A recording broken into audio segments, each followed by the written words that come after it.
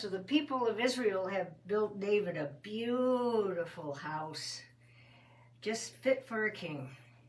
And David said, how come I live in such a beautiful home, and yet the Ark of the Covenant is still sitting in a camel garage way out there in the desert somewhere?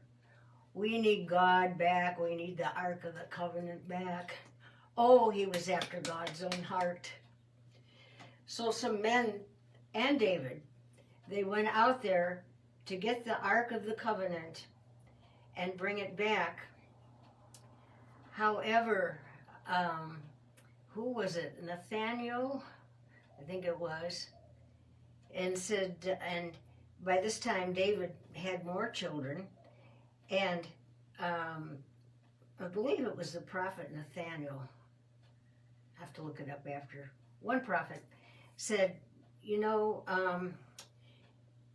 you are a man of war, and we don't want you to bring the ark back until it's in a proper place. And David said, well, that's it.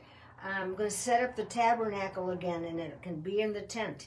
And so they said, okay, we'll do that for now.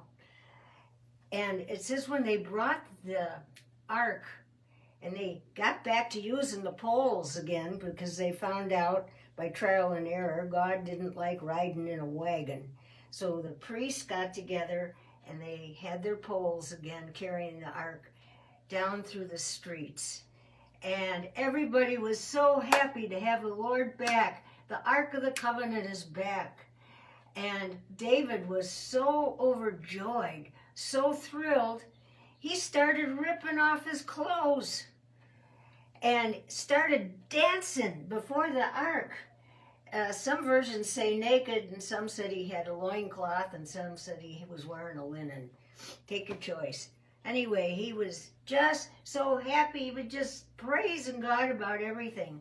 Well, up in the window of his house, now remember, David, Jonathan was Saul's son. Well, Jonathan had a little baby sister. Her name was Michal. And that was Saul's daughter. Michal, a girl named, well, like Michael learned it on the Waltons, that pretty mama on the Waltons, her name was Michal. Well, Saul had a little girl named Michal, and David had her in his home. And she was looking out the window at what was going on down in the street. And she said, oh my goodness, and she saw her stepdad tearing off his clothes. She thought, oh, with all these people around and everything. And so when he got home, and the people were all rejoicing and happy, David most of all, get the ark back, we need God. When David got home, boy, did she read him the riot act. She said, Dad, what are you doing out there in your underwear? She says, that's so disrespectful. And I hope nobody heard me say that at my front door. And she said, that is just so disrespectful, Dad. Shame on you. And David turned around and he said, I was rejoicing in the Lord. I'm so happy. I want him to know I am nothing and he is everything. And besides, and David could have gone into detail about Saul, but he was kind enough not to. Basically, he said, your dad has done far worse things than that. And Michal was just, she was just really miffed about it. And you know, the Bible makes it a point to say that, I don't know, maybe she was a prude, maybe she, I don't know, because she didn't really know her real dad that well. But I always, when I think of her, I always think of that lady. I see her in commercials a lot. I don't watch it a lot. Is the Beverly Hillbillies, but Hathaway, isn't her name Hathaway, or that lady secretary to the banker?